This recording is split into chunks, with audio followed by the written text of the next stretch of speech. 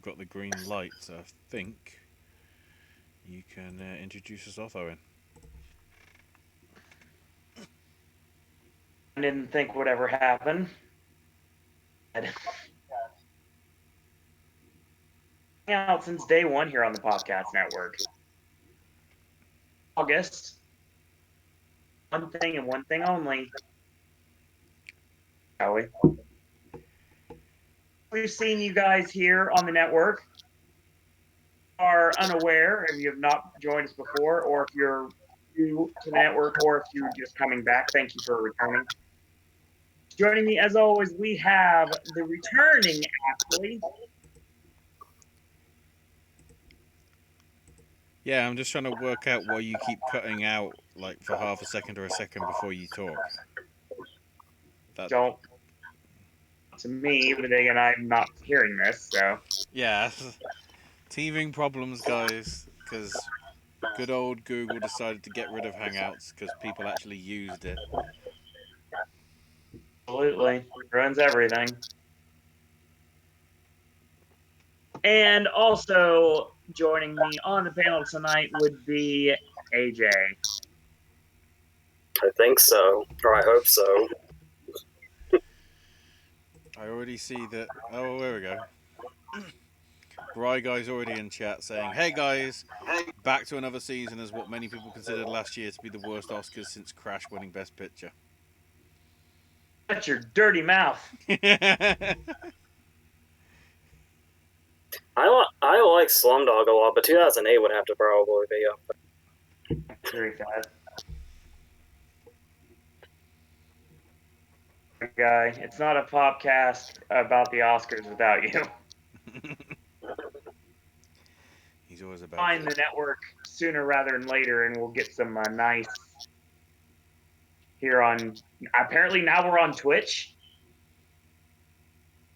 For That's now, a yeah. thing. I don't know. Don't worry, Keep up people. on chat as best we can. Those of you that are watching this on YouTube, there's no live chat on there because we're not able to stream on YouTube yet because my two-factor authentication went weird. Well, no, it didn't go weird. I guess it's to make sure that you don't automatically go on and just stream stuff that will get Ninja angry, apparently, and make him go to Mixer. I'm doing that because it's a Twitch joke, because I can get away with it, probably. Wow. What we've got tonight, and we are back. Academy Awards one more time. I've been completely out of the loop lately. What is the state of the race right now? All over the damn place. That's a technical Well, that's term. like I was telling you, was when we were going through trying to do the predictions, usually and there's at least a couple of categories where we're struggling to fill in blanks, but like every category is like overflowing. I think the only one that I had to like kind of fill in blanks was picture, and that's because we do 9, which usually is what it pans out to anyway. So yeah, so everybody's just bloodily fighting for everything right now, I guess. So it's a bloodbath, as always. Ladies and gentlemen, season, or it's going to be really boring. But we say this every single year, and every year we are surprised. Same time. Yeah, it is worth throwing out there that obviously for a while I've been doing the thing where I don't like to over predict my horse in the race, but it looks like that could potentially be the thing to do. So I guess we'll see where that ends up, or we'll see if my curse carries over and kills another movie.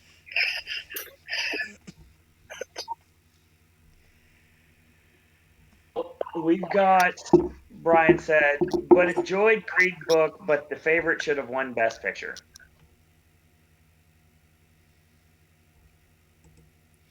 I mean, if we're going on the, and this is when Owen tries to kill me when I bring up, Moonlight and that other film. That never happened. I should have went to bed right after I took the computer off and the television off, straight to Florida. But that, along with, I think Spotlight was the year before, wasn't it? It was more a case of ensemble cast. So on that point, I sort of can see the argument for favourite. Rather than Green Book, which was basically a two-hander, practically. So, but there you go. The fact that I can clearly tell that Green Book's failing to sell with how much it's already reduced at various places already, on DVD cases, goes to show you the legacy that film might have. In all honesty, it might be on the Lifetime channel. Who knows? So if there's an issue with like timing and with video cutting out, because we're just trying this quite literally on the seat of our pants right now. Yeah, it seems as if you're sort of cutting in and out on sound. I don't know whether that's sort of something that we'd have to figure out with sound settings, but that's really teething don't know how to problems. use this, Yeah, so that's teething problems and all that, which we might get through over the weeks and months to come. and everything and try something different instead. Maybe. Problem is, I don't know how many other programs like this that we can use. I can think of some, so maybe I'll have to investigate them. But Right. Be in my best interest to put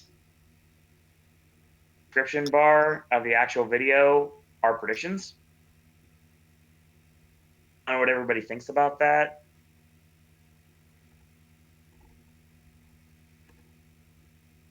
So that's a good sign. Again, it's been a bit choppy, Owen, so it's like annoying. To say the least. Yeah. So I'm just noticing that I'm getting follows now on Twitch, which never happens, so I'm confused. Yeah. Also, the stream quality is actually good. So, I don't know what's up with that. I guess my internet upgrade actually did do well. Anyway, so, I guess it makes sense, though, us doing this now, because we're on the cusp of... Venice starts Wednesday, does it, AJ? I think. I'm not entirely Hang on, sure. to the Wikipedias. Venice. Yeah, 28th of August. So starts Wednesday, going through to the 7th, which is basically there's a couple of days overlap between that and TIFF. And Venice and TIFF are obviously the big two where they do the big ones try and sort of set their stall out, sort of thing.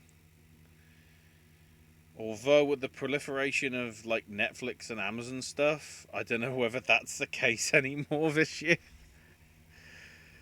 It's like, okay, we'll put Scorsese on Netflix, then people will have to vote for it.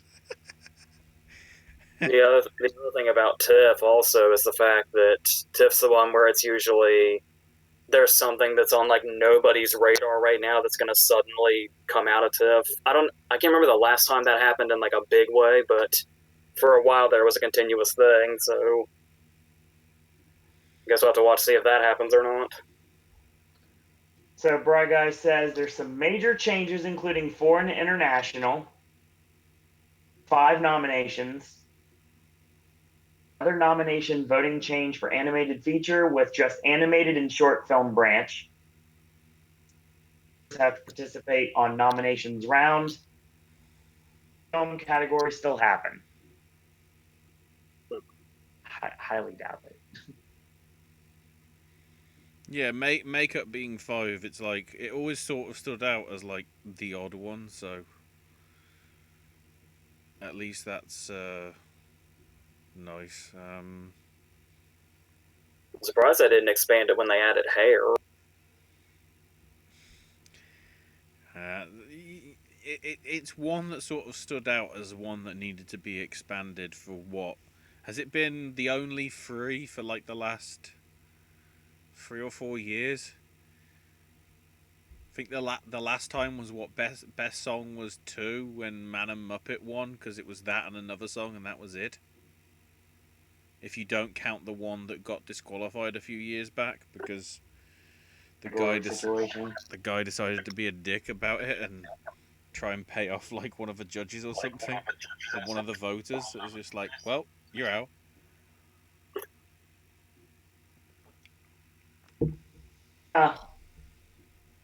Spielberg wants to ban Netflix, but the Academy made no changes. Yeah. If Netflix actually decides, it's weird. I'm now seeing Netflix trailers and it says in selected cinemas and then online, and it's like, oh my god, have they listened? Do they realize that people might actually want to see their films on a big screen? It's weird. Yeah, that Spielberg thing kept getting way blown out of proportion. Where it kept getting misconstrued by headlines. They were trying to make it seem super dramatic and like he was some super villain trying to ban Netflix. When it's like he was just basically saying you at least need to put them in theaters. Is all Spielberg's position really was. Now, mind you, of course, that probably means like 2 theaters, but still. Trying to work out what his next film is that we're just going to automatically put in. Oh wow, he's doing nothing between now and West Side Story. Okay, so we'll see that in 15 months' time. As I say, that's pretty much in production already, isn't it? I lose track of Disney. I mean, they announced like 47 things already at D23, haven't they? So, And again, half of that is like movies that they're sticking on Disney Plus because they're that sure that they're going to be box office successes. Then again, in some respects, the Lady and the Tramp film doesn't look like it's worthy of being at the cinema. In all honesty, so. Netflix is the reason why Romo didn't win Best Picture. You don't think being a black and white foreign movie has something to do with that too? Yeah, they might have been other factors. In all honesty. I mean, I'm not saying it's not a factor, but there is a lot of factors. Yeah. So, if you've never joined us before during the award season, we got this thing where we do the big 8 categories until right before the Oscars are officially announced for the nomination day. Everything. For a reaction, a video afterwards to do a discussion. During a lot of the award series shows this week. The Oscar podcast like we did last year. This will probably be recap shows. Competition between 3 of us. And happens every year, never fails. Predicts something out of the absolute blue that goes so far in the run that it.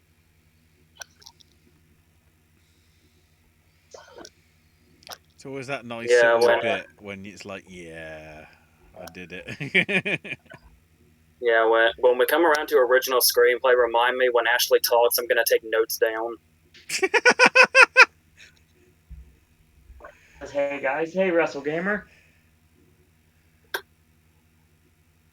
Oh, he's watching. Ladies and gentlemen.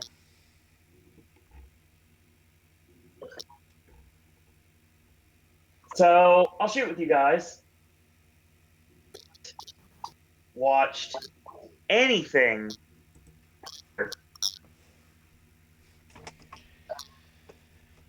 Hollywood and something else. So yeah, that's it. this year based on absolutely nothing but pure guessing. This time. But remember, it's still early in the year, and despite the fact that I go weekly, I only have, in all 8 categories, 2 movies I've seen right now. Hang on, is this where I have to look through my list?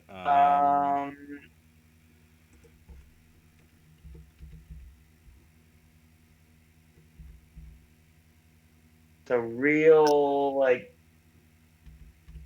cheer, folks. But it's August. So, hey, I haven't made that joke in a while, so there you go. Give me a break. Like, Nope. then go ahead. How about Adapted? Adapted is First, because you told me that, so it was reversed. Every single August this happens. We start with By now. the easy one because it's the ones that they just went, oh, I'll crib the notes from the book / comic book / other thing. Thank you. Yeah, because Ashley won last year, and remember, Owen called Bohemian Rhapsody for Best Picture since day one, so we can say whatever we want. Yeah. Sure. Notes one Ashley talks. Got it down. I mean, Beat Picture, that is that Cats this year? Because it's got James Corden in it. Beat it. Beat the devil out of it. Hi, Bob Ross, if you're watching. I know you stream on Twitch, even though you were gone. Picture so bad that you want to beat everyone up is a Beat Picture. Well, I don't want to beat up Judi Dench. So that sort of rules out Cats.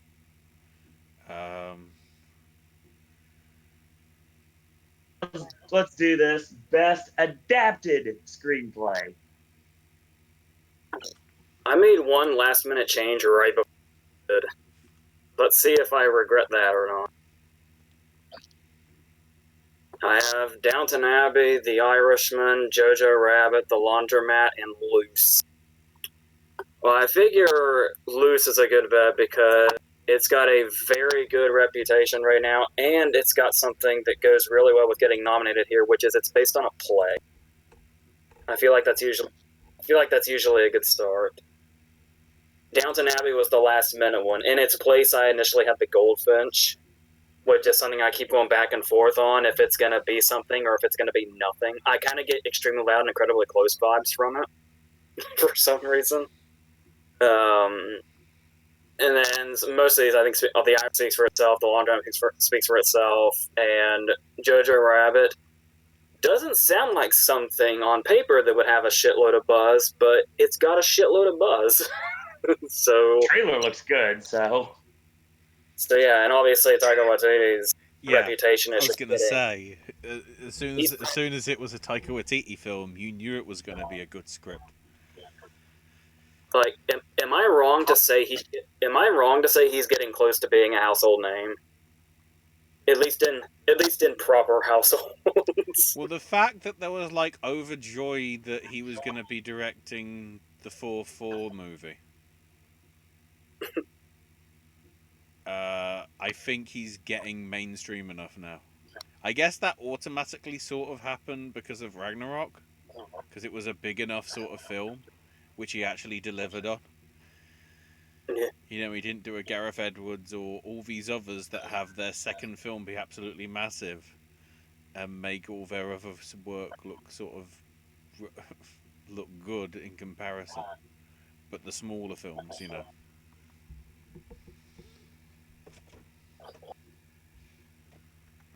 So, it's interesting because my list is practically different in every way. I have, in no particular order, Little Women, Ford versus Ferrari / Le Mans 67, or 66. I can't remember what the UK title is for it. Goldfinch, Beautiful Day in the Neighborhood, because isn't it supposed to be based on an actual like Life article or something? So I'm putting it in adapted, but we'll see. And because of the buzz behind it, Joker. Mainly because I want there to be sort of a comic book based film in every year of the Oscar stuff, considering how proliferated they've become. I'm making up words.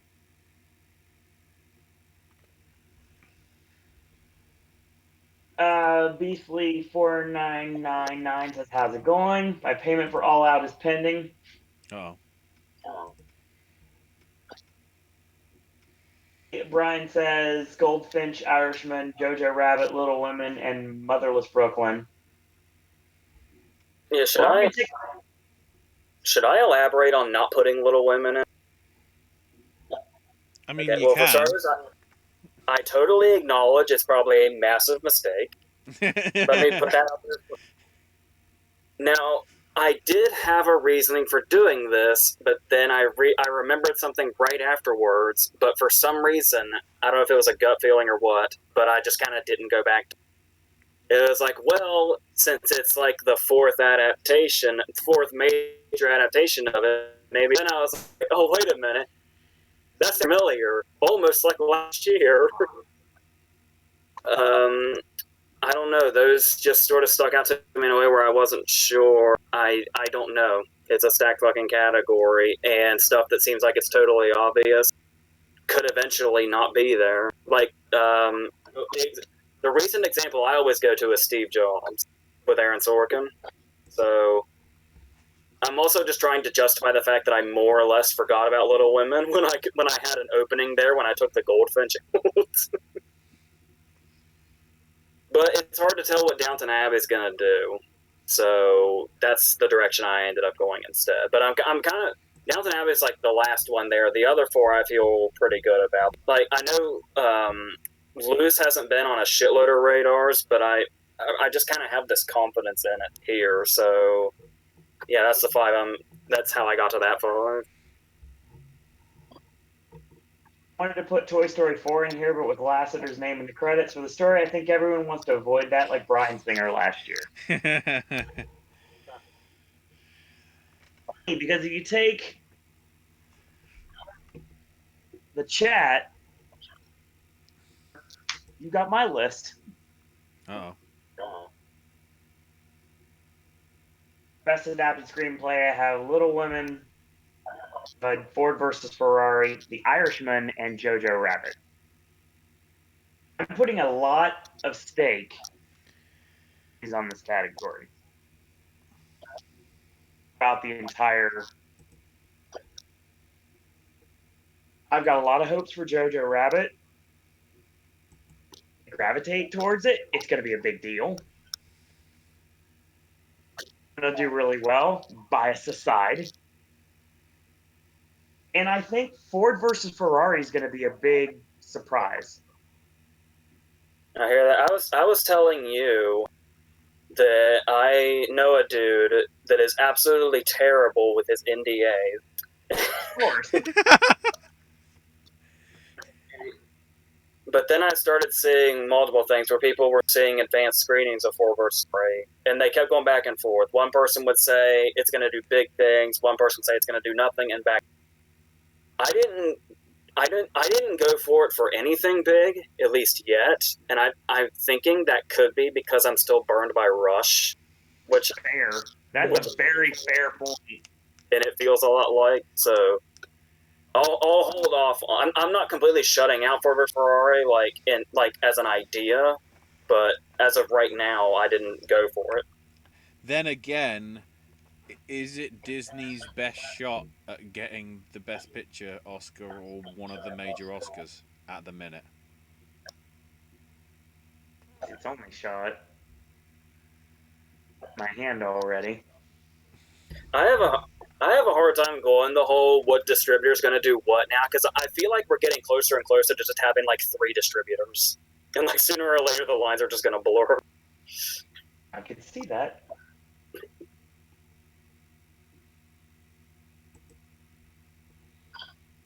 So we're doing original? We're now moving on to original screenplay. Well, this took a lot of moving stuff around. This lineup was like 5 different things at one point in the span of like this week. What I landed on was Booksmart, The Farewell, Marriage Story, Once Upon a Time in Hollywood, and Queen and Slim. I really thought Parasite should probably be there. I'm pretty sure it's original, right? I think it is, yeah. It's listed very high on original on a lot of the lists I've seen. I recently put in the Peanut Butter Falcon, which could have been recency bias and personal bias, so I held back.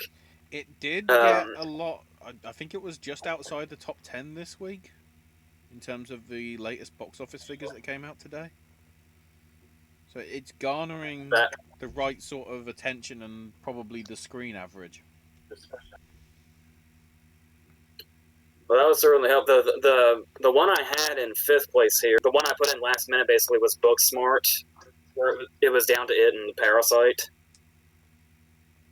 I think the thing that stands out to me about Queen and Slim is that people seem to be building it up for quite a bit, but I only have it here.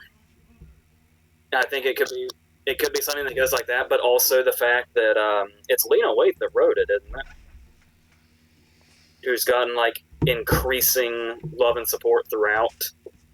So and I don't know if Netflix makes me a little paranoid about marriage, even after Roma and everything. There's still kind of that paranoia in the back of your head about Netflix. Of course. But I felt comfortable with Marriage Story. So and just being, I think the rest speak for themselves. So, and like I said, here's hoping Once Upon a Time in Hollywood. He could get fucked over after what happened with like stuff like The Hateful Eight, but as of right now, I feel good about it, even if it's my horse in the race, which is usually a curse. So we'll see what happens. That longtime viewers realize real quick that AJ Ashley knows how to pick in the first. AJ knows how to curse movies and dumb luck sometimes. Brian says, "Whole day in the neighborhood because of saving Mr. Banks." Because their screenplay was written by the same writers who did Maleficent, Mistress of Evil. I mean, so That's his words. Oh, Marriage Story, Once Upon a Time in Hollywood, Us, and Parasite. Can we not forget that Damien Chazelle wrote The Last Exorcism too? yeah. I know who you are. I mean, what was it? We were just talking before we went on air about Gil Keenan, who did Monster House and all that, that's doing some sort of Netflix Christmas film. That's going to be, well, it's not going to be Netflix in the UK and whatever, which considering it looks like a British film anyway, so. But it's like, there's an abrupt difference there.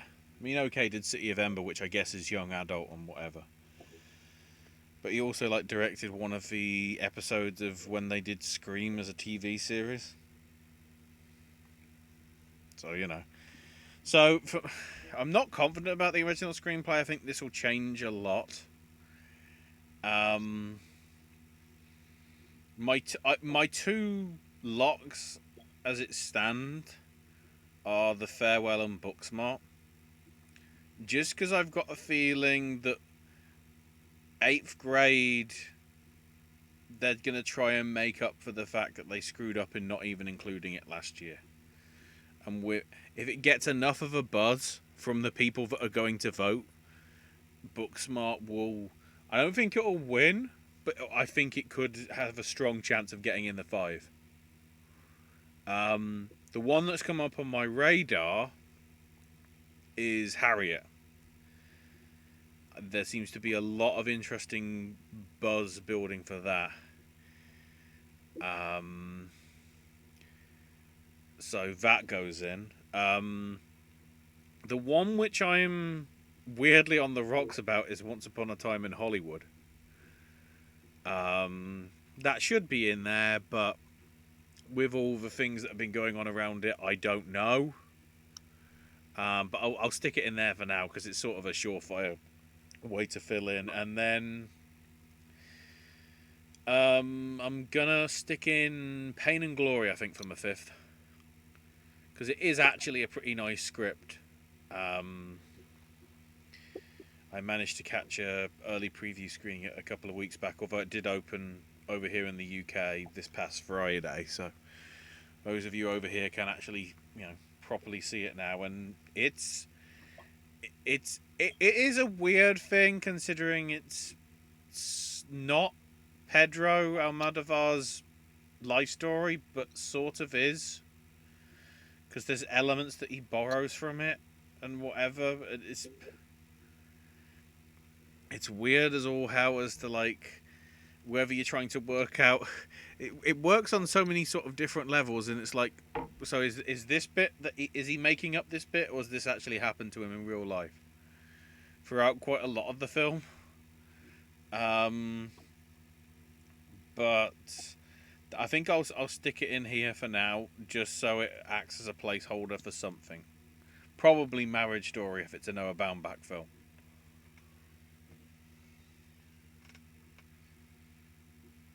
Now we have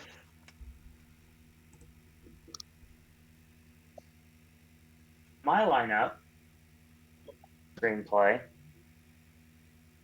is going to be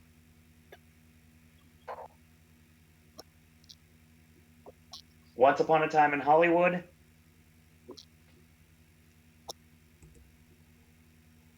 the Get Out train is going to strike twice. I think something involving Jordan Peele is going to do very well in this award season. Everyone. I would like to believe that. The last time I doubted it, I was wrong. So That's how I see things right now. I was just noticing, because because of Pain and Glory. Also, this is one of those years where 4 movies could really thrive in this category. Because isn't the farewell mostly foreign? Yeah, I think it's predominantly because obviously it's set in China. Yes, there is quite a lot of foreign language in it. It's probably more Chinese in it than there is English. But obviously the trailers don't want to let on that because it's like, it's a foreign film, people won't go and see it. Although the Pedro Almodovar screening I went to was packed, so maybe not. Or maybe I just go to the right sort of cinema instead. Last year we had 2 foreign films in director and 3 in cinematography. Yeah.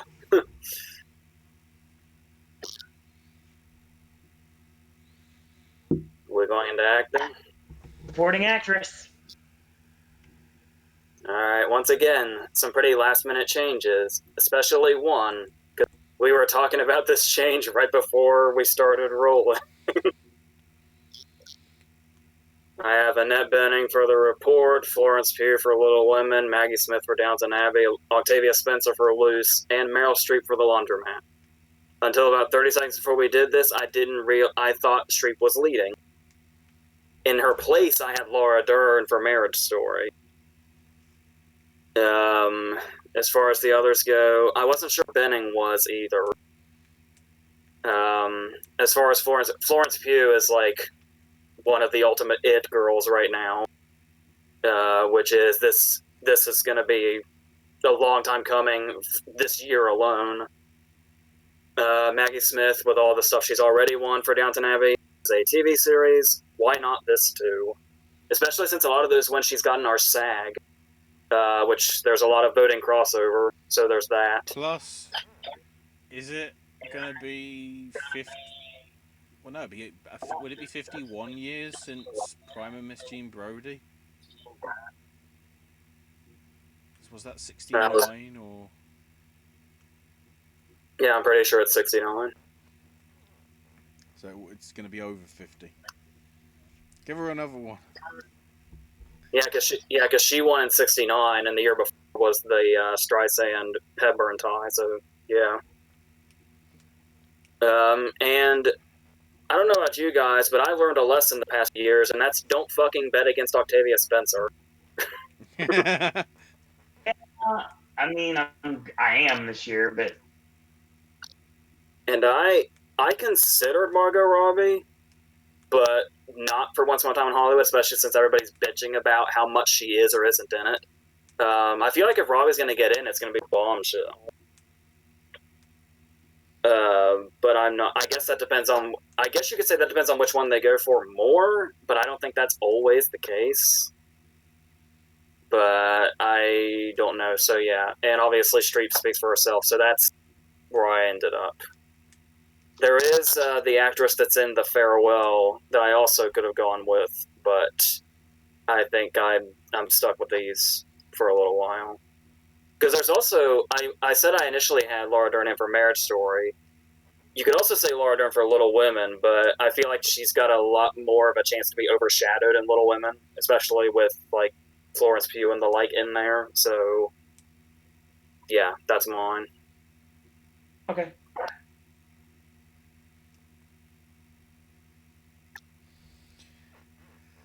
So, on my front, my only sort of lock for the time being is Xu Zhen Zhao for the Fallen, for the Farewell. Sorry. I think that's probably my most confident one. Then the other ones, which is sort of the grab bag, Maggie Smith for Downton Abbey, Jennifer Hudson for Cats, because I think that's going to get something out of this awards thing. Janelle Monáe for Harriet, and Meryl Streep for fucking something. I don't know whether it's going to be Laundromat. I don't know whether it's going to be for Little Women. I don't know. Everything she's bloody in.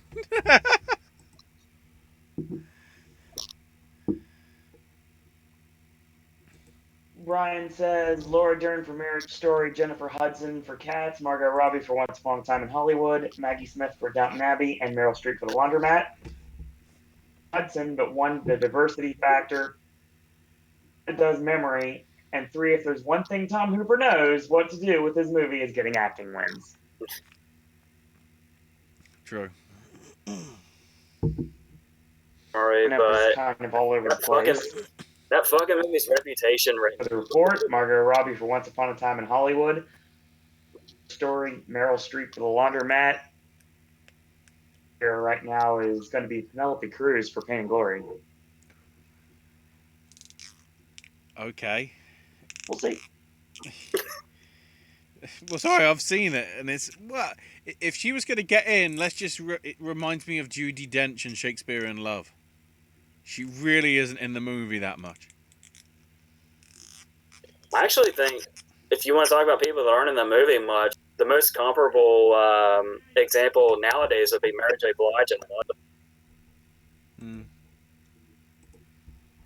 I still barely remember her in it at all. I know. Speaking of bloodbaths, and we lost Ashley. It looks like there he is. Oh no, I just had to sort something out, so I turned off my camera. I didn't lose it. So it's time for AJ's favorite category, Best Supporting Actor. I could be way off here, but as of right now, I don't have any backup choices. That's How not good. we do the 5, and then it's like, but I also went through these. It's really just these 5. So I'll probably terribly regret all of these. As of right now, I have Jamie Foxx for Just Mercy, John Lithgow for Bombshell, Al Pacino for The Irishman, Brad Pitt for Once Upon a Time in Hollywood, and Taika Waititi for Jojo. Once again, in another universe, Jojo Rabbit might totally not be an Oscar movie, and this totally wouldn't be an Oscar role, but, I mean, we already talked about not only is he really becoming, like, mainstream, but the fact that his entire role is a giant fuck you to Hitler is it's gonna stand for something. From all I've seen, Pitt is the like most likely, at least as of right now, thankfully. Pacino, Lithgow. Lithgow was like the first one I put in here when I did this because I started this like a month ago and just did them like one at a time.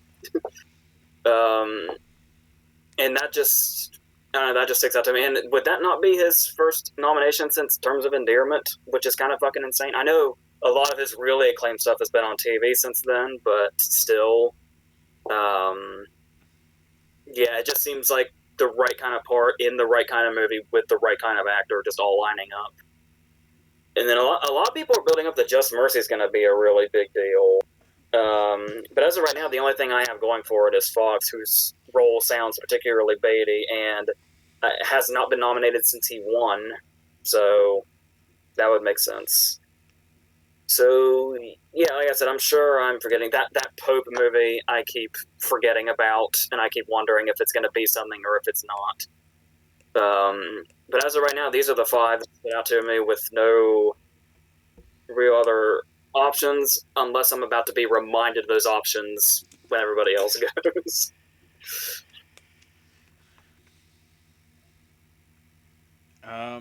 So on my front,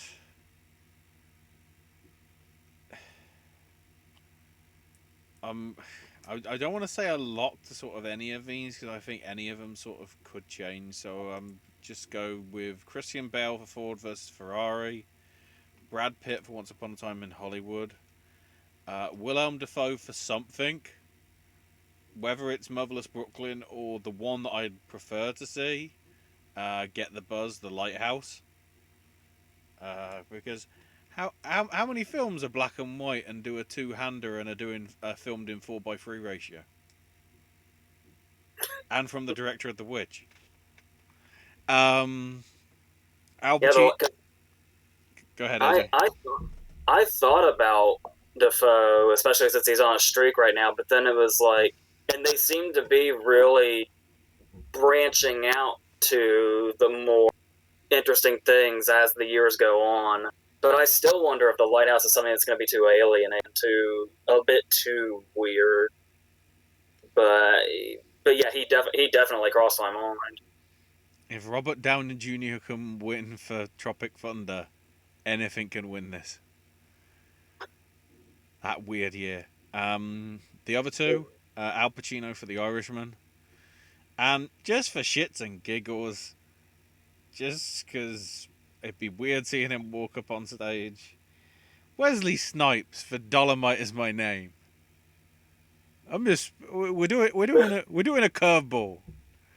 Just because that I'm not even aware of like Dolomite and all that stuff. I've only found out since the trailer showed up because it's like, holy shit, Eddie Murphy might be in something that's good. I am confused. What is going on? Also, it's on Netflix, which is where Adam Sandler is, so it's like mixed blessings. Is it actually going to be shit? Well, But it's apparently from Red Letter Media. It's being written from the writers of the Ed Wood movie, so it's like, what? the thing I heard specifically about Dolomite Is My Name is the fact that I don't know what exactly the source is on this, but the fact that Netflix is paying him $70 million for his comedy special, and it's like if Netflix is backing him that much, wow, then they might campaign the shit out of him. Oh, Possible. Is Netflix gonna do a loot crate and be out of money in 2 years? And was like, well, we have to sell it all off. I really don't like As also- this glitching. Oh. Is AJ's internet gone weird? It's gone to red on the It's bars. frightening. It's gone to red on the for bars. that. It's not changed on my end, I think. I can't even check because then it will change the whole way the call looks. So I don't want to do that. That's just what I heard. I don't know if there's any truth to that. There I we don't think go. it's mine. I think it came back. It's working again. Yeah. There we go.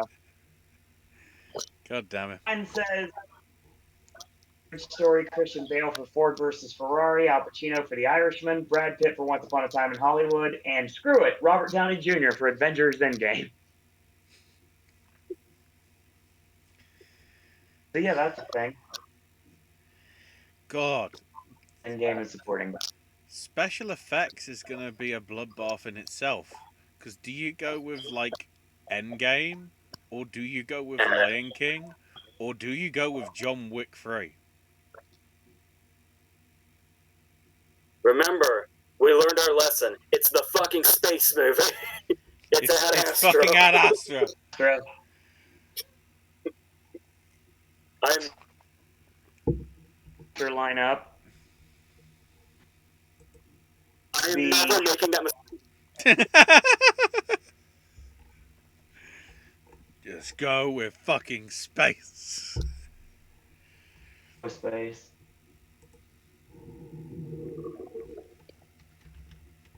Is going to be for me. Time in Hollywood, Christian Bale for Ford versus Ferrari, Al Pacino for The Irishman, Alan Alda for Marriage Story, Michael Waititi for Jojo Rabbit. Again, I'm not going to reveal my hand, but I got a lot of hope for Jojo Rabbit right now. Category that was very hard for me to do. I don't know about you guys, and that's Best Actress. Well, I had to make a last-minute decision when I took Streep out, but luckily it was pretty easy. So, we have Cynthia Erivo for Harriet and the four she's going to beat. I'm sure of yourself. I tell you, that BAFTA Rising Star came fucking true this year. For a lot of them. Well, the other four I have are Aquafina for The Farewell, Saoirse Ronan for Little Women, Charlize Theron for Bombshell, and Renee Zellweger for Judy.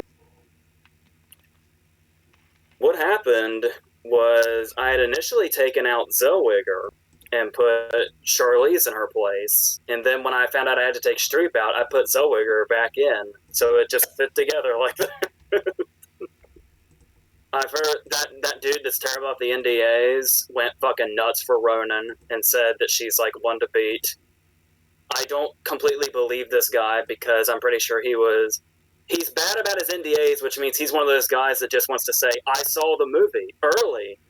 So you can't really take his Oscar predictions as this big of a thing. I'm going to be on that Arrivo train probably forever. I thought about Aquafina for a second because I was like, I can't see Aquafina on an Oscar ballot. But then I was like, oh yeah, Monique. So,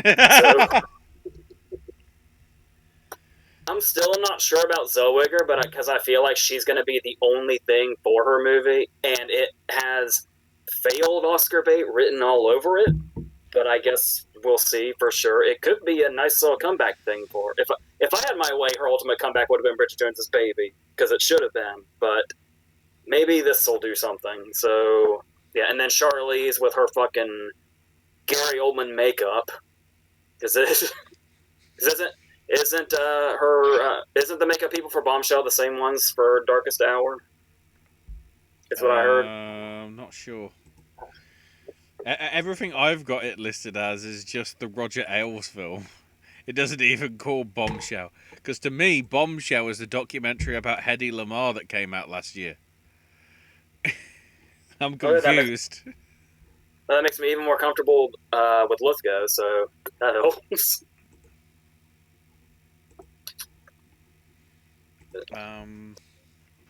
So yeah, somewhat similar. Um, the one I need to say first is the one I literally told you all when we last did this on Oscars night, and that is Jessie Buckley for Wild Rose. I am putting it in here. It's gonna fall out at some point because I don't think it's gonna get enough sort of hold. But damn it, it needs to be in there somewhere, and it might be in there for a couple of months until I have to sort of pry it out from my cold dead hands sort of deal. The other ones, Symphony of Evo for Harriet, Aquafina for The Farewell, Saoirse Ronan for Little Women, and Lupita Nyong'o for Us. That's sort of my. That is sort of the number 5. Personally, I can't put Zellweger in because I know it's a BBC film, and we know how well that did for Stan and Ollie last year. That's why I'm sort of just dubious on the fact. It might do well at the BAFTAs because it's a BBC film, but how strong the film is, I've heard positive reviews so far, so I guess at least that's something that's possibly going for it. But also the distributor being Roadside Attractions, I don't know whether that's even sort of a big enough small studio to sort of get attention, really. Because is Roadside Attractions like a spin-off of like Universal or something, or I don't even know. Universal. Because Focus Theatres was obviously Universal. Oh wow, they're independent. Lionsgate bought a portion of them in 2007, apparently. What have they distributed of note in the last couple of years?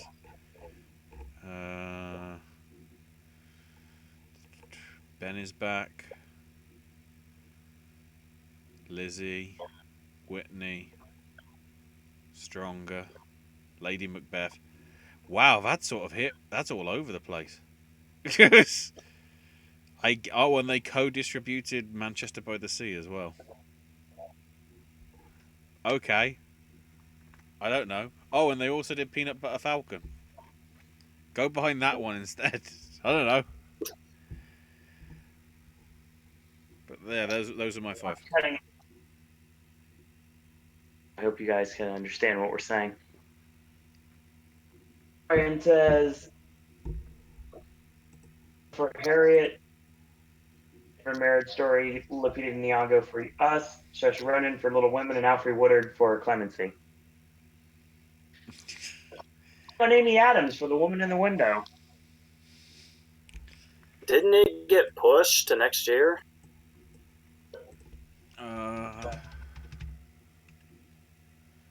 Let me see if it's.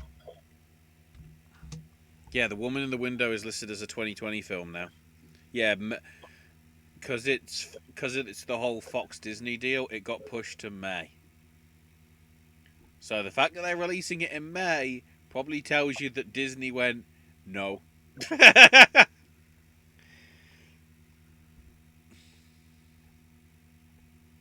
Oh, no faith in myself on this one. But I'm going to go with Women for Harriet, Marriage Story, Us, Mackenzie for Jojo Rabbit. Looking at the have faith in this movie. Looking at the details, by the way, for the Woman in the Window, last month, early July, it got pushed back as Disney trying to see where the article is. Deadline, by the looks of it, Deadline Hollywood said that Disney plans to retool the film due to negative test audience response towards the third act. So reshoots. So it's Possibly the X-Men Dark Phoenix of Fox 2000, because that apparently will be the last film that will be listed as a Fox 2000 picture. They will get rid of it after then.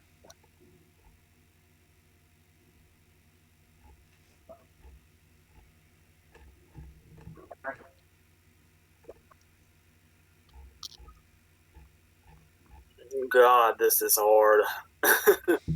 You on this one? This is fucking stacked. All right. Hopefully I don't get murdered by fanboys when I say these 5, but I do have explanations. And remember, it's early. Right now, I have Antonio Banderas for Pain and Glory, DiCaprio for Once Upon a Time in Hollywood, Adam Driver for Marriage Story, Tom Hanks for A Beautiful Day in the Neighborhood, and Ian McKellen for The Good Life. Obviously, Hanks is a gamble because he hasn't been nominated in almost fucking 20 years, and Captain Phillips is still painful to this day, remembering that snub. But this time, I don't think Matthew Rhys is going to be going anywhere, so he doesn't have a co-star to get behind this time like he usually does, so he can just throw himself out there again, and the role might very well just speak for itself in this case. Maybe. Banderas after... Also on that front, I was going to say, are they going to try and make up for the whole snub of Won't You Be My Neighbor last year? They fucking better. After Banderas broke out of Can, he seemed like that just seems like the perfect kind of role to finally get him his first nomination. Which I still say he's overdue for, because I feel like Evita should have gotten him in easily, but Adam Driver could have a nice Afterglow nomination. DiCaprio seems pretty solidified. Like I said, I say cautiously, being my horse in the race. Having McKellen in over the likes of De Niro and Taron Egerton and Joaquin Phoenix might seem like a bad idea, but I know they're trying to build up the Phoenix thing, but that's also mainly the studio and the festivals. The festivals trying to promote themselves. So I'll believe the Phoenix thing when I'm open to it, but I'll believe the Phoenix thing when I see it. With Taron Egerton, I think it's a case of what Bohemian Rhapsody did. Like, if Rami Malek had just been nominated last year, I'd have more confidence in Taron Egerton, but the fact that Malek went all the way to win, I feel like a lot of voters are going to say, well, we already did that, so it's going to cost him. And De Niro, I'm not honestly sure what's making me keep De Niro out, but there's just something about McKellen that's kind of sticking with me, and I don't know for sure why. Honestly, I'd probably, with his track record lately, I'd probably take Hanks out before I'd take McKellen out. Which I'm sure I could deeply regret later, especially since I don't think The Good Liar is going to do anything else at all. But yeah, so I as far as De Niro, Phoenix, and Egerton, I'd have the most confidence in De Niro if I had to pick one of those to replace McKellen. But I'm just going to stick with these 5 for now. Or 4 of those 5 in a minute.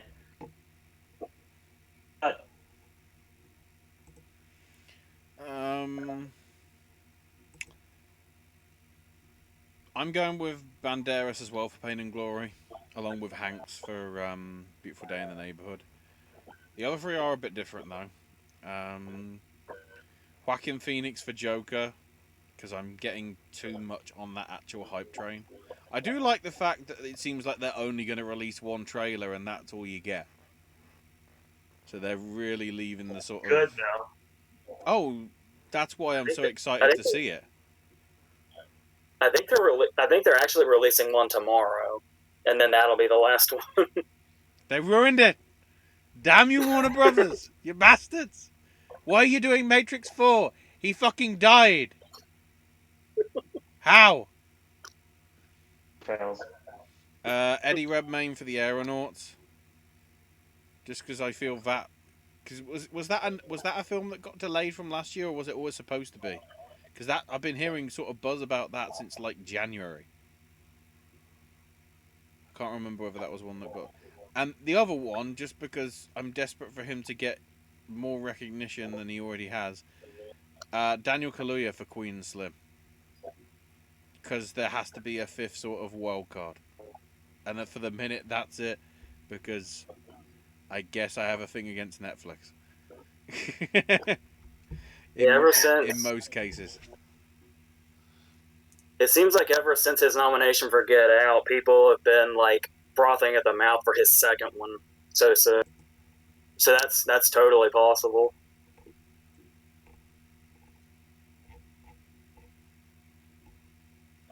So we've got Brian's list, which I want to go with Joaquin Phoenix so bad, I just couldn't justify it. About Antonio Banderas, and now I feel him in here. So Brian says Matt Damon for Ford versus Ferrari, Time in Hollywood, Adam Driver for Marriage Story, Soon Kang Ho for Parasite, and Joaquin Phoenix for Joker. That's a ballsy call. Executive producer on the movie, so that's a hope as well. Bradley wins another one. Perhaps. My best actor lineup is going to be Robert De Niro for The Irishman, Antonio Banderas for Pain and Glory, Leonardo DiCaprio for Once Upon a Time in Hollywood, Adam Driver for Marriage Story, and Tom Hanks for A Beautiful Day in the Neighborhood. About saving Mr. Banks.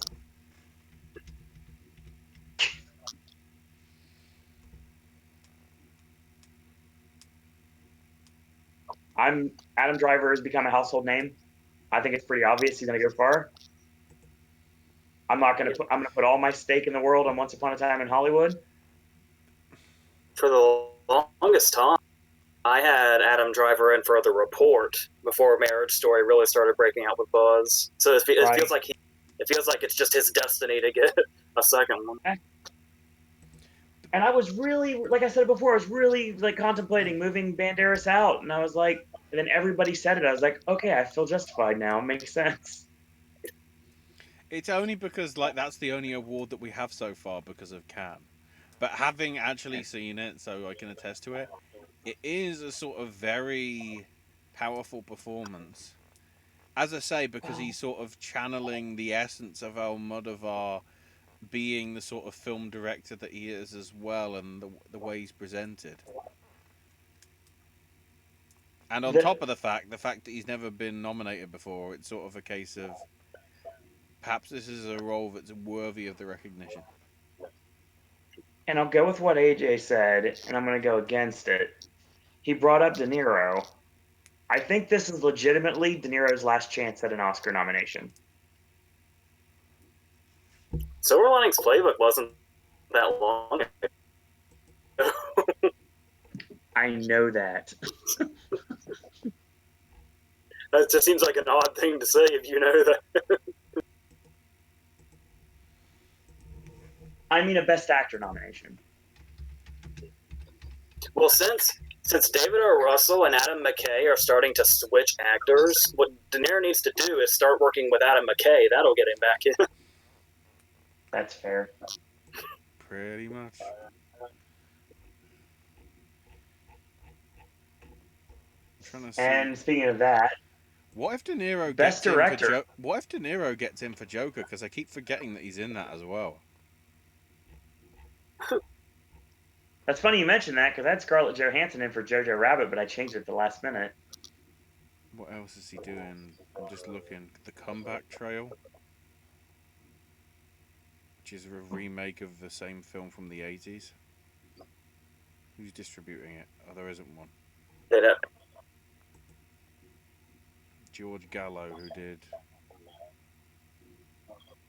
Barely Nothing. Okay, that's going on Netflix, isn't it? And The War with Grandpa. What the hell? It's got De Niro and Walken. Is this fucking Deer Hunter 2 Electric Boogaloo? Yes. What is this? Oh, it's a Movie Pass film? Oh, I take it back. What's going on? Oh god, it's another Weinstein film that got lost. supposed to come out in February 2018. Ooh, you know what happens with films that sort of churn in the oven? Yeah, yeah, yeah.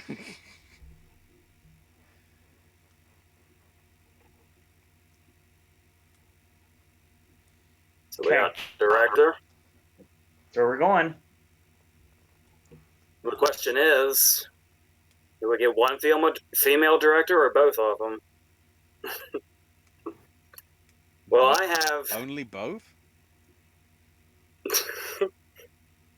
Well, right now I have James Gray for Ad Astra, Sam Mendes for 1917, Martin Scorsese for The Irishman, Tarantino for Once Upon a Time in Hollywood, and Lulu Wang for The Farewell. Once again, betting against Little Women, well, maybe I shouldn't be.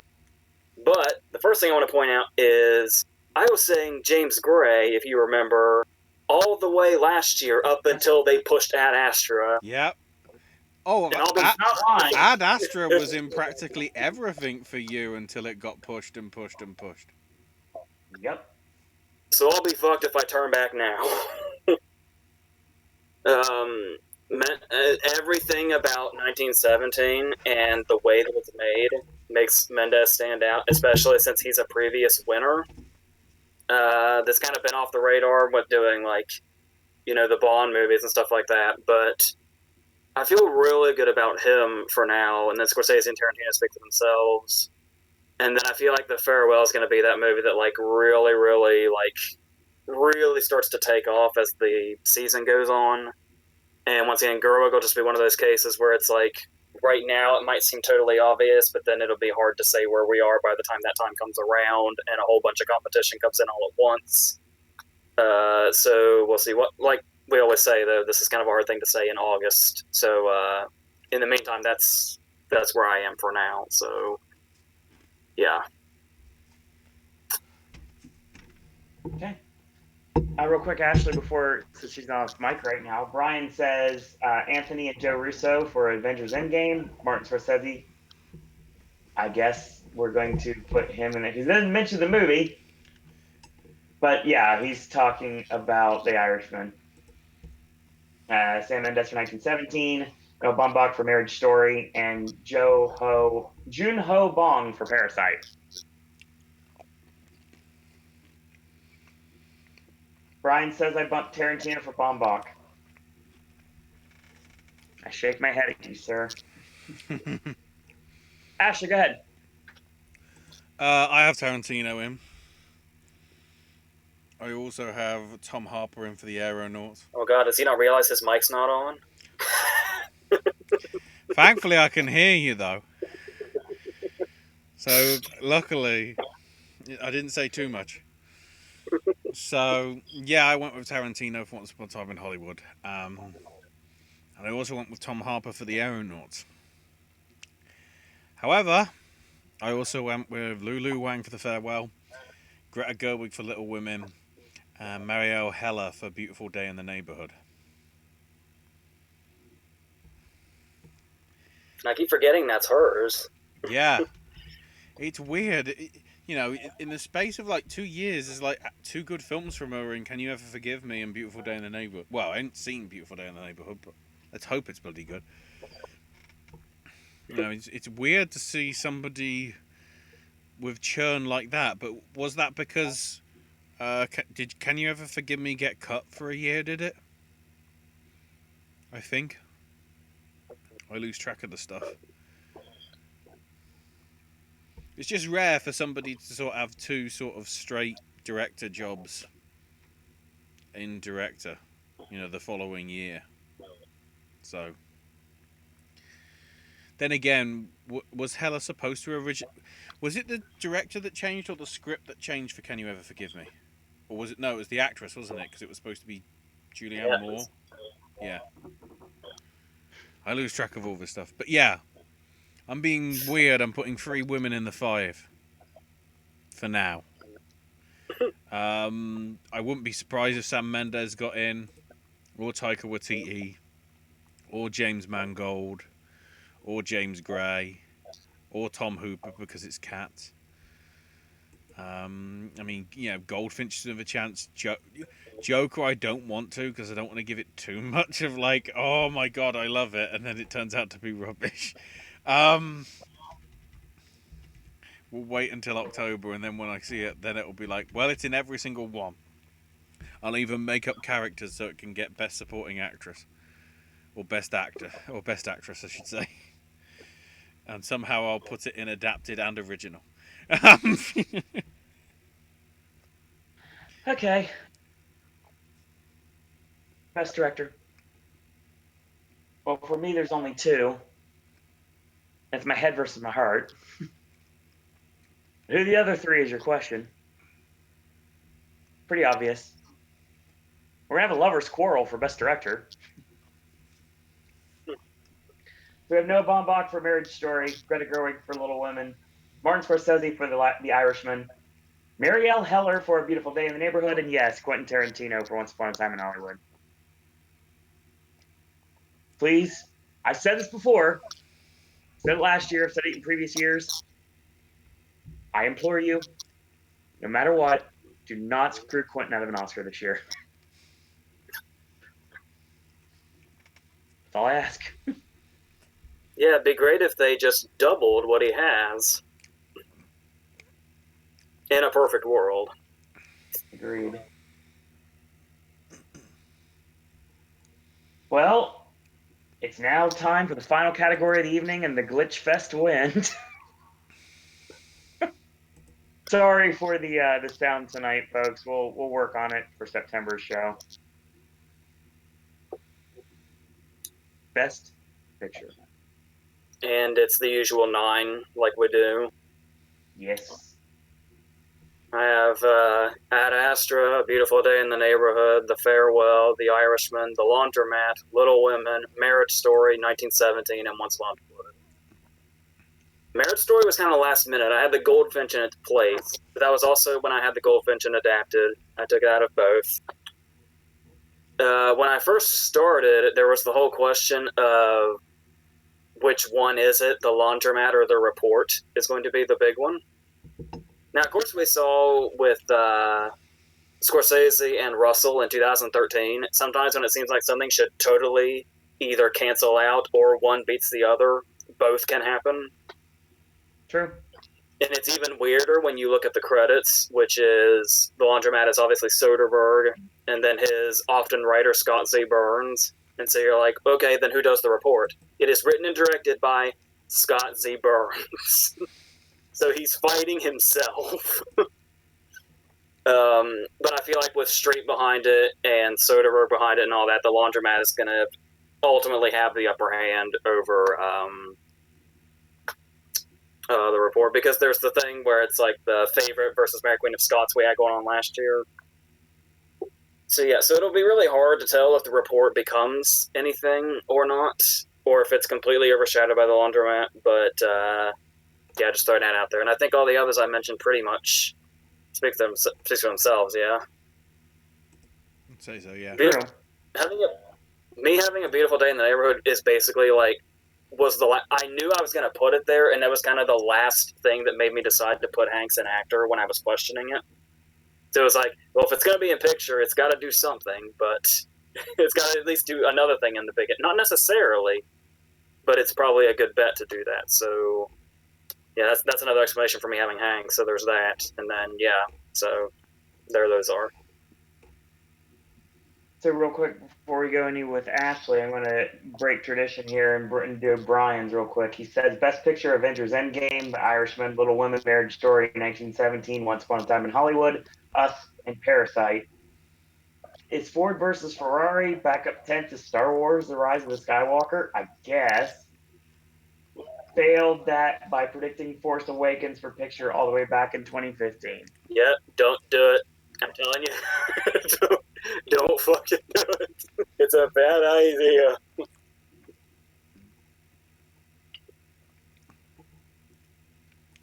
Okay, that's even more interesting. I'm just looking at the details for Joker. By actually, looking at the Venice Film Festival site, it's apparently 118 minutes. And it's listed as an 18-plus film. DC are actually going full Deadpool on this shit. Oh. So as you can guess, that is one of my 9. Along with A Beautiful Day in the Neighborhood, The Farewell, The Irishman, Once Upon a Time in Hollywood, Little Women, Harriet, and then my 2 sort of put something there, 1917 and The Aeronauts. Not much sort of thinking about much of it.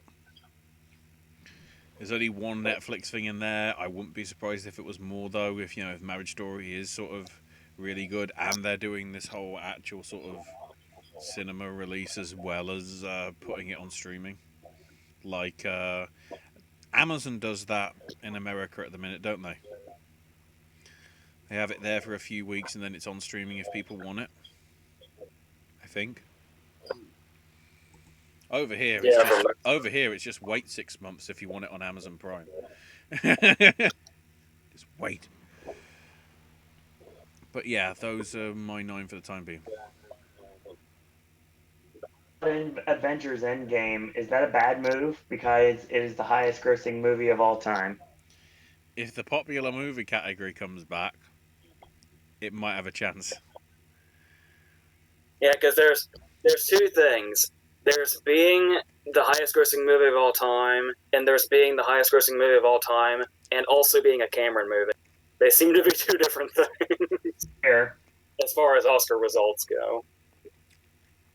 Hi, Terminator Dark Fate. I'll wait you on the Razzies.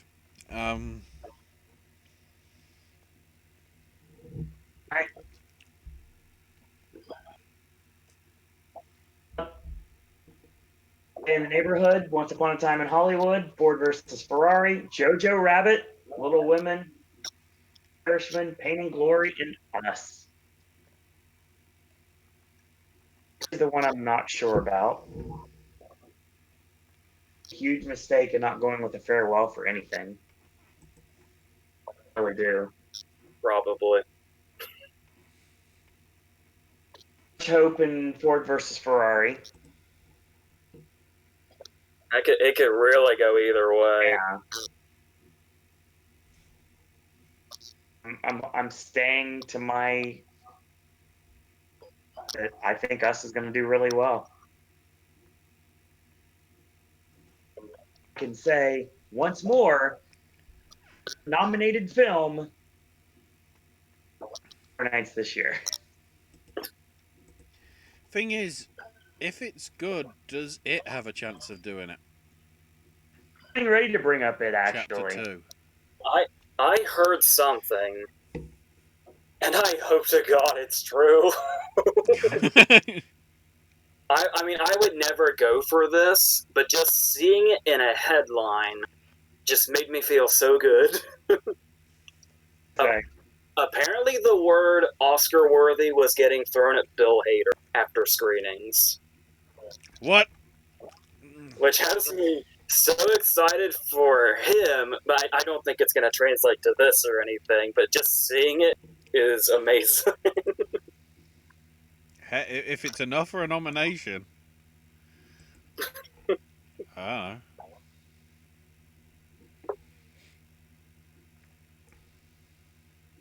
That's pretty much it then, I think.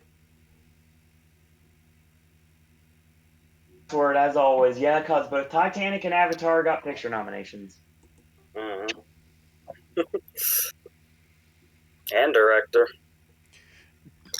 Does Hader have a chance with Noel for the Globes? For like actor in a comedy or musical? It really depends on what else gets to run this year.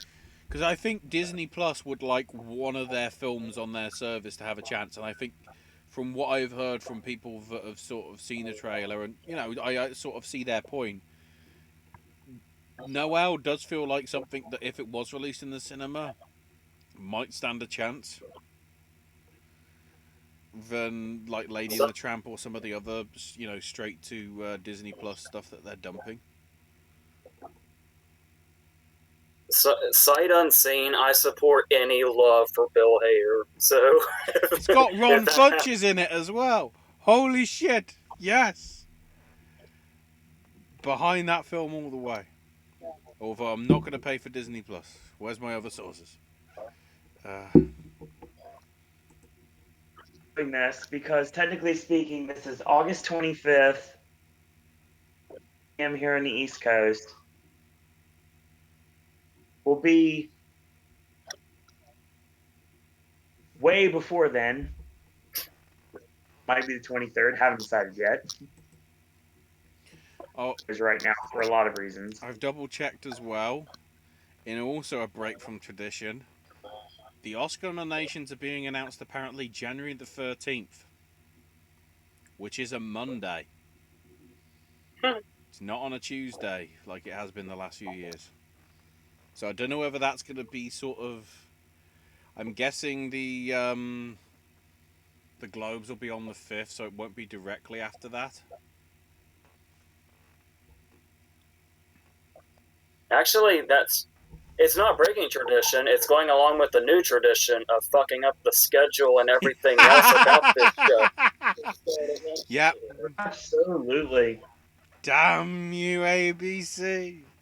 You bastards. Says early prediction for animated Frozen 2, Missing Link, Shaun the Sheep movie, Toy Story 4, and Weathering with You. I am so happy that Farmageddon exists. That's going to be like the best fucking Christmas present ever. Wait, it's coming to you for Christmas? We're getting it for Halloween. I'm pretty sure if it's not at Christmas, it's right around there, I think. Hang on. Shaun the Sheep Farmageddon. Yeah, it's coming out here like October. Not on Halloween itself, because that's been just saved for Dr. Sleep, apparently. Which I've heard Oscar buzz possibly for that as well. Which is weird. Because it's Ewan McGregor. When does he and Oscars ever get put together? Very rarely. My only concern for Farmageddon is it got classified 2 months ago and it's not coming out for another 2 months. They're just putting it out there. When's the release? 13th of December in US and Canada. Okay. Well, at least they're releasing it on the right side. At least Studio Canal are releasing it on the right side of a year. Unlike Paddington 2, motherfuckers! So it actually is in with a chance. I'm guessing you saw that article where Hugh Grant called Paddington 2 the best movie he's ever been. What was that part of? I know people say that Matthew McConaughey had his reconnaissance, you know, from a few years back and whatever, which sort of, I guess, started with Tropic Thunder to some extent, because he started doing good stuff from there. But I mean, I do see that with Hugh Grant getting sort of a lot of actual sort of, maybe it was just sort of the fortuitousness of doing that and then doing Very English Scandal sort of afterwards, which was going to get sort of a lot of recognition. And on top of that, realising that he doesn't just have to be a Richard Curtis sort of player thing and whatever. I think he kind of blew everybody's mind after Cloud Atlas. Yeah, I mean, yeah, but didn't everybody? Because like the Wachowskis blew everybody's minds with that, and it's like, what are they smoking? And the fact that, I guess because of how well it did with the guy from the Man from U.N.C.L.E., Guy Ritchie's collaborating with him again on their next film, which is ironically coming out in January. So is it happening again? Paddington 2, version 2, except it's probably going to be a gangster film with Charlie Hunnam and whatever.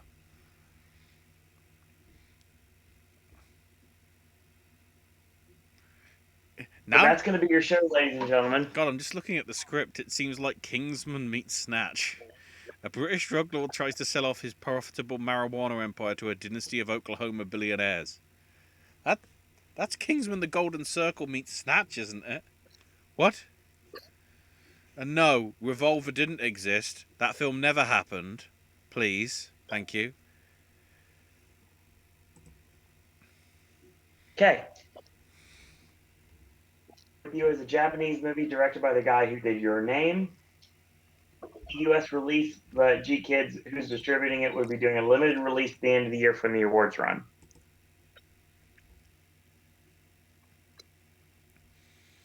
There may be a chance then.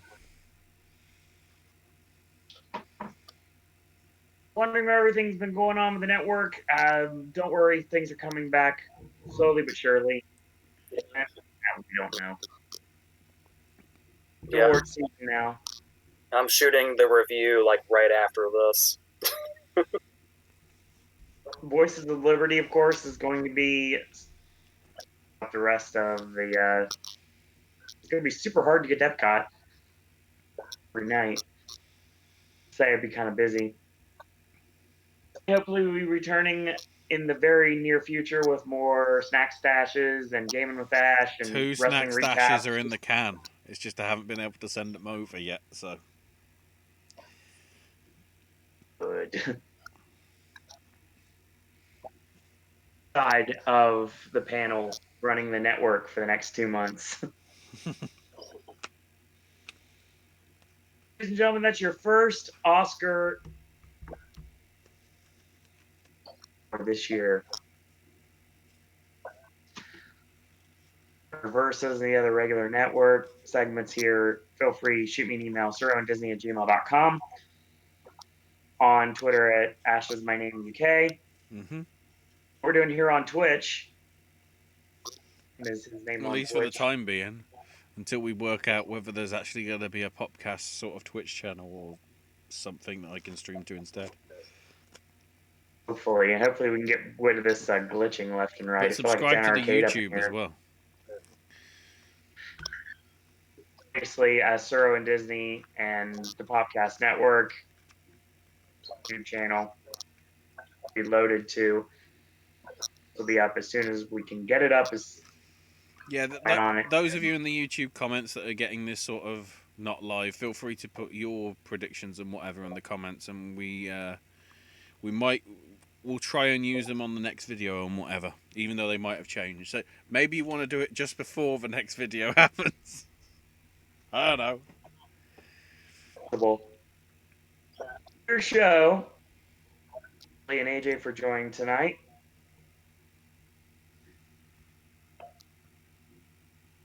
In theaters right now that need to have support more than once. Watched it all. These movie reviews on here on this network. More segments coming in the near future. Content coming in the near future. A lot of Ashley content. Erratic, of course, the last thing I did was a Galaxy's Edge.